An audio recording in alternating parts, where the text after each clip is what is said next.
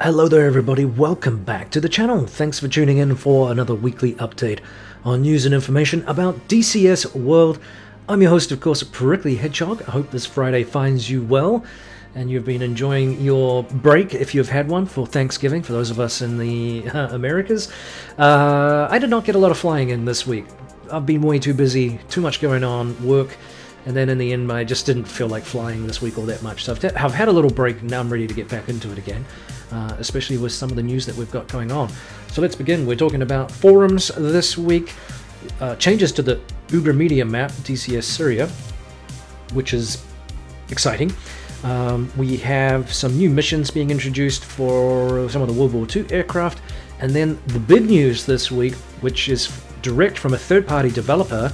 Eagle Dynamics has not made much of a song and dance about this at all, but I believe it's Aerges Engineering, and I believe they're a Spanish company. They are going to make a Mirage F1, several variants, taking over work from Aviodev, who have produced the C101 and been working on that feverishly and very consistently for some time now. Well, they've been bought up and the work is going to continue, but we're also going to get the Mirage, like I said.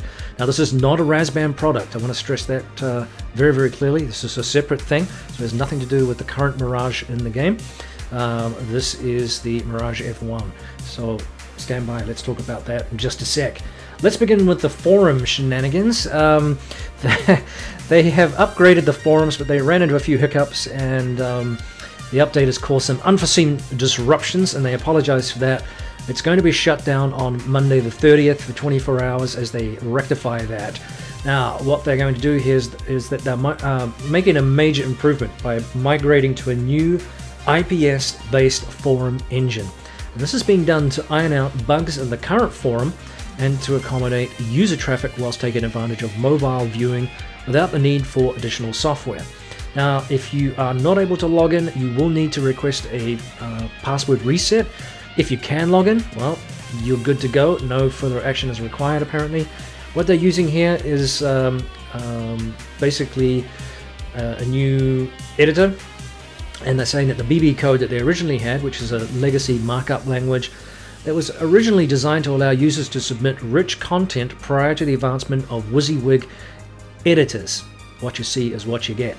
BB code will not be supported in the new forum, so all posts with deprecated BB code will be converted over the next 3 days, but after that all the BB code support will be switched off forever. Now, they're saying here YouTube markup is not supported by IPS, therefore that BB code content cannot be converted automatically and therefore will not show. So there may be some broken links in some of the posts. We'll have to accept that, I guess, and we'll see what it brings for the future, but it looks pretty snazzy. I like the look of the new forums. It was due for an update, and hopefully it'll be a little bit easier to navigate around and all the rest of it, but long overdue. So that's a nice little touch by Eagle Dynamics, and that's nice.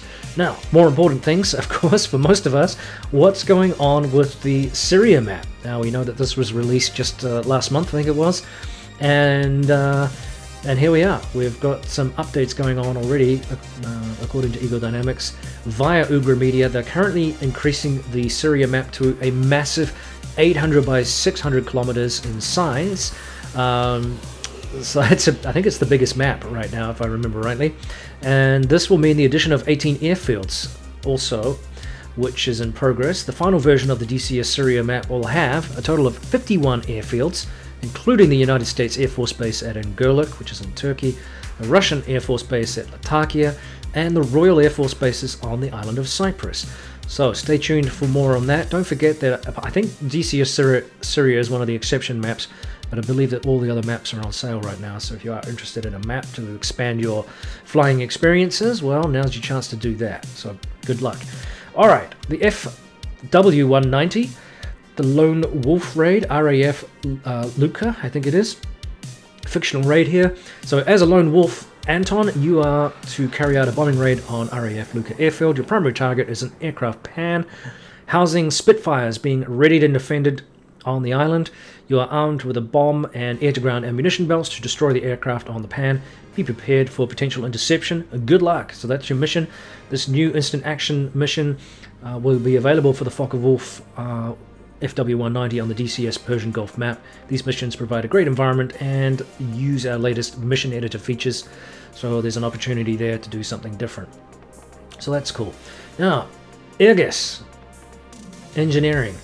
So they have said here in a blurb that was thrown out on Facebook. It is as follows, and I put it up on my YouTube website earlier this week. Already many of you picked that up and were very excited about this. So what they've said here is, we are happy to announce you the development. A little bit of an English thing there. Let me rephrase that. We're happy to announce to you the development of the Mirage F1 by Aerges Engineering. This could have been translated from a Spanish to English, I think. Anyway, we can imagine your surprise for the news, but don't be concerned. We have decided to work on the Mirage with Aerges instead of Avio for business reasons. Aerges Engineering is formed mainly by the same highly experienced team. Components that have been developing the advanced version of the C101. We're basically the same people. Some of the members have left and some are new, though they have already been working on the C101 for some time. They're going to keep the same core of people, apparently, the same experience and know-how, enthusiasm and general technical knowledge. So, all the team members are engineers and or pilots, which is good news. This means that you can expect to get a Mirage F1 module with the same or even higher level of precision, quality, attention to detail and professionalism than as our previous module, I believe, the C101.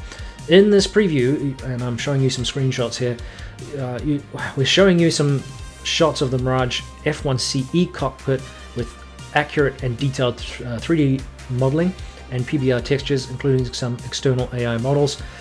In the coming weeks or months, we will continue presenting you screenshots and or videos as its development news progresses. Inserting some, English stuff. I'm just trying to iron this out a little bit. Now, they've been working on the advanced flight model, engine and main aircraft systems coding for a year and a half. So it's basically completed. We now have work to do on the systems interaction with the cockpit, clickable cockpit, and specific aircraft systems. The module is absolutely based on real data. This means that you will get the most accurate simulation that can be done of the real Mirage F1. I'm looking here at professional quality. What you will see is the real airplane with real data. Obviously, since they are using real data, any real performance charts like time to climb and energy maneuverability, etc. So those parameters will be fulfilled.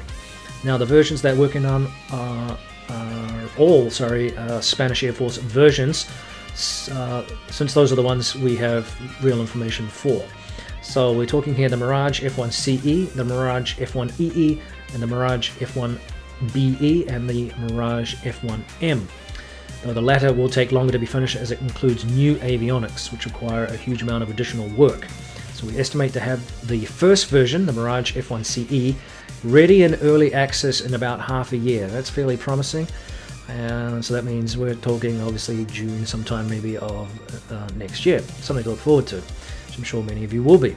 Now, we would like to think about doing other countries' versions if they're able to get data for it, but now it's not part of their target plan right now.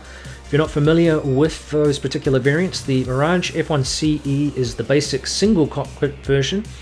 The F1 EE is the refueling multi-role version, which sounds cool. The Mirage F1 BE is the two-seater, and the Mirage F1 M is the modernized version with the new avionics as mentioned. And all this ends with the best regards from the Aerges team.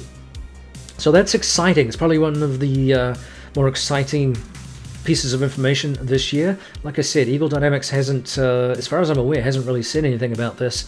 So this I picked up through Facebook/Stormbirds, who's also good for snippets of information when it comes to hand. So if you get anything like that that you think I should be aware of, obviously I can't cover everything just based on time constraints, and there's so much information out there. Let me know. I'll try and follow up on it. Obviously, if you have something else that you're interested in that you want plugged or are working on, let me know.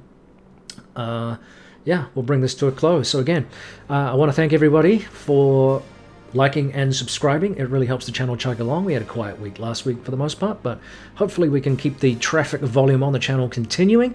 So let me know things you'd like to see and discussions you'd like to have. Other than that, I just want to shout out to everyone that has subscribed recently. Really appreciate it. Keep the comments coming, keep the likes going, or the dislikes, whatever. It doesn't really matter. The YouTube algorithms don't really care that much, and neither do I. But I do appreciate feedback and good constructive criticism and constructive comments and the dialogue that goes on between the members here. The channel is continuing to grow and chug along, and I appreciate that, and I do have plans for that in the future if time allows. So stay tuned and carry on flying. This is Prickly Hedgehog out for another week. Stay safe out there, everybody. Cheers.